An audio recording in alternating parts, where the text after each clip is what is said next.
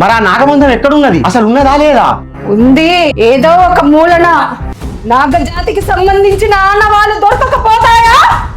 తాళపత్రాలు నీకు అప్పగిస్తా, నాగమణి నీకు, శ్వేతనాగు నాకు. ఏంటి శ్వేతనాగు? ఏమో అంటున్నావు? ఏమి లేదులే కానీ వెళ్ళి వస్తా. సరే, ఎలాగైనా తాళపత్రాలు నాకు అందజేసేలా చూడు. నేను నిన్నే నమ్ముకున్నా.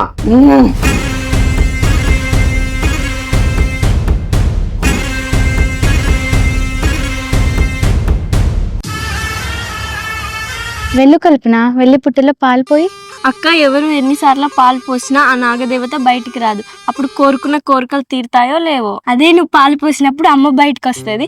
అప్పుడు నేను పాలు పోస్తా, నా కోరిక కూడా తీరుతుంది. నీకు ఆకలిస్తే నువ్వు కడుపు నిండా తింటే నీ కడుపు నిండుతుందా, లేదా పక్కన వాళ్ళు తింటున్నా చూసినా నీ కడుపు నిండుతుందా? అలా ఎలా నిండుతుంది? నా కడుపుకు నేను తింటేనే అక్క కడుపు నిండుతుంది. ఇది కూడా అంతే, నీ చేతి